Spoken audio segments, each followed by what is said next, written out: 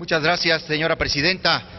Compañeras senadoras y compañeros senadores, por segundo año consecutivo estoy en esta tribuna para hablar con motivo de la promulgación de la Constitución del 17. Iniciamos nuestro segundo periodo de sesiones del segundo año de ejercicio legal con el 97 aniversario de la Constitución que promulgó Venustiano Carranza el 5 de febrero del 17, aunque entraría en vigor hasta mayo de ese mismo año.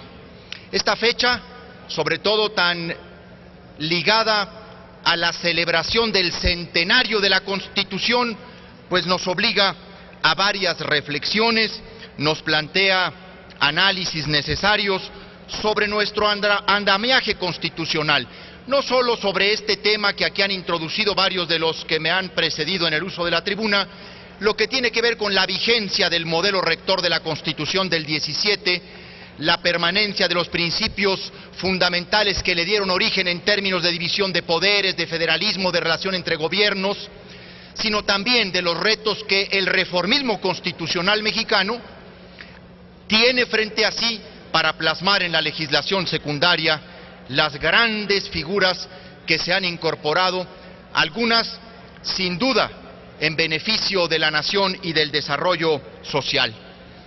Recordar los hechos que produjeron la Constitución de 1917 recupera el momento dramático en el que nuestra democracia fue truncada por los hechos conocidos como la Decena Trágica.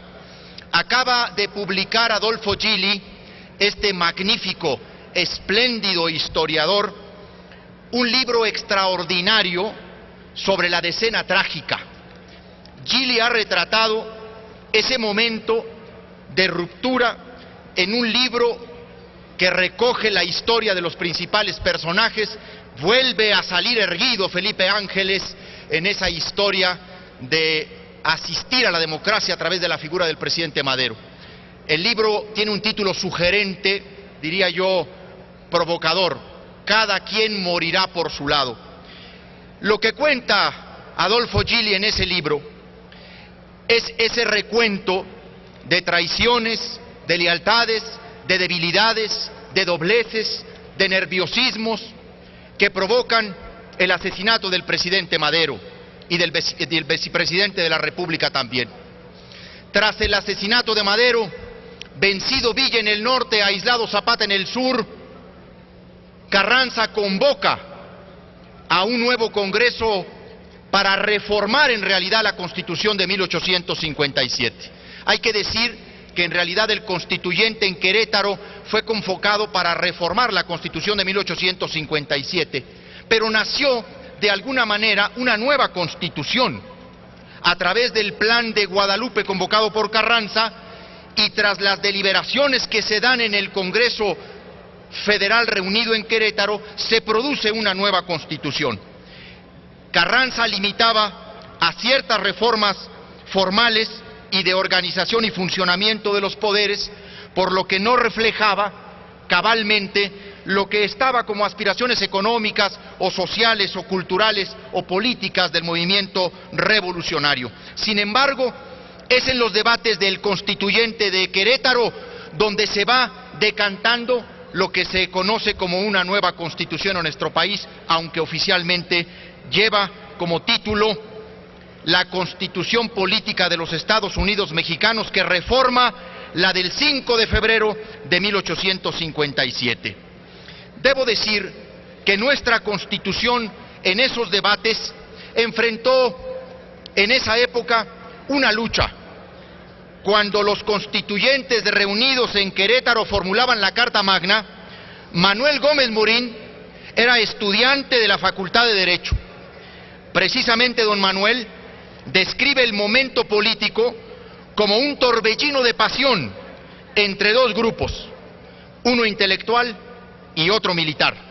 Sin embargo, dice Gómez Morín que desde entonces los estudiantes advirtieron en la Constitución nueva los restos de una Constitución liberal acumulados con preceptos de un socialismo no digerido todavía. Con todo, el constituyente permanente a lo largo de 97 años que tiene de vida nuestra Constitución, pues ha integrado múltiples reformas y profundas modificaciones. Ahí radica el debate sobre la vigencia o no de la Constitución. Esa dinámica de cambio permanente es el reflejo de un documento fundamental que ha sabido recoger las inquietudes de cada época, de cada momento y cada reformador.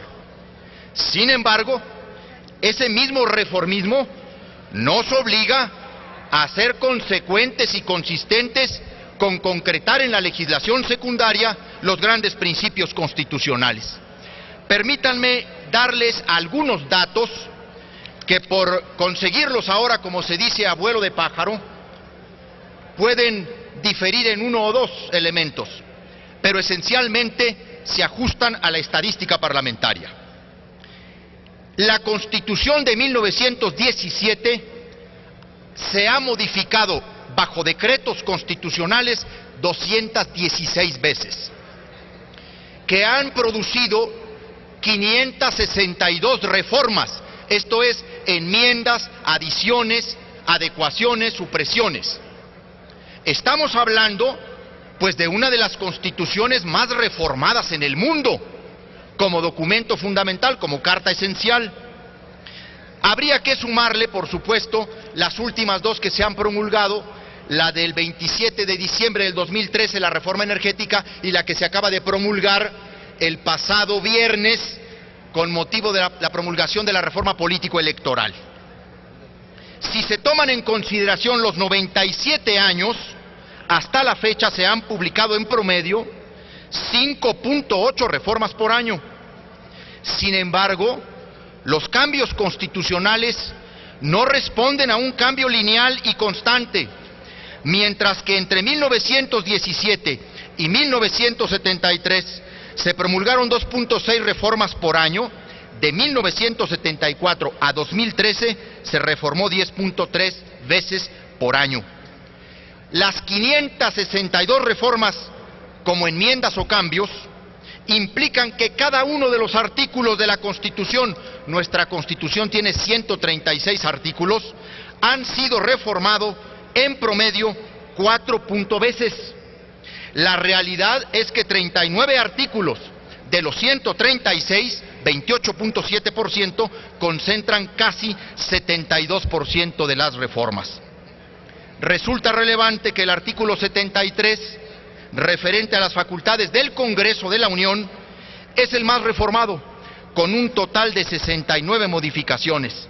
Además, 40 de ellas se llevaron a cabo después de 1997, lo que revela también la época, los cambios más importantes al sistema de pesos y contrapesos del sistema político mexicano, que ha tenido lugar desde ese año, en el que ningún partido político ha tenido mayoría absoluta de los asientos en la Cámara de los Diputados. Tan es así, incluso, respondiendo a una pluralidad que llegó para quedarse, tan es así que hemos incorporado, frente a esa pérdida de la mayoría absoluta que prevaleció casi 80 años, la figura del gobierno de coalición en la reforma político-electoral que se acaba de promulgar. No podríamos en este recuento desconocer que en este tránsito de reformismo constitucional, nuestras legislaturas, sobre todo la de la Cámara de los Diputados, la anterior legislatura de la que varios de nosotros formamos parte, reincorporó a la Constitución figuras muy importantes, como ya se dijo aquí, consulta popular directa dentro de los derechos de los ciudadanos.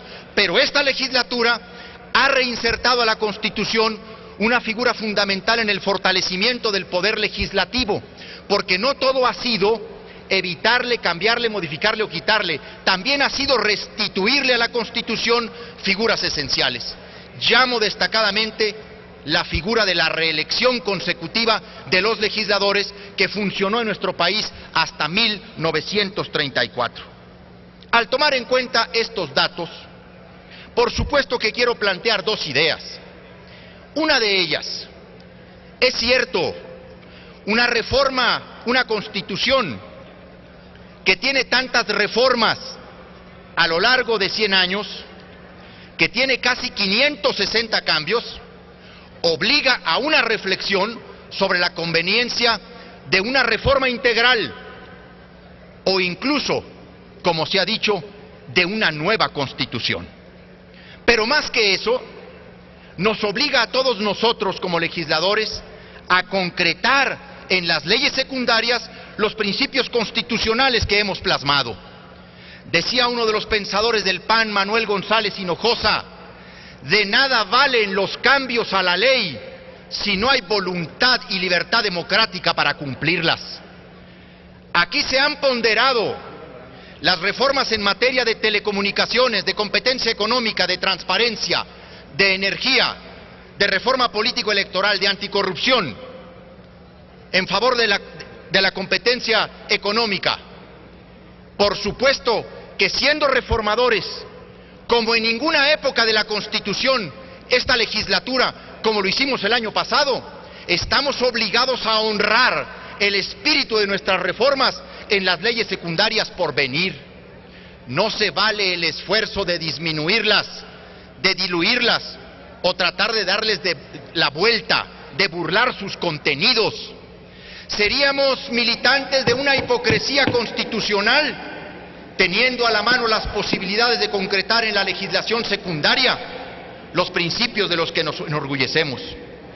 Ese será el reto de la celebración inmediata de la Constitución del 17, y esa debe ser la tarea de este Senado de la República. Por su atención, muchas gracias.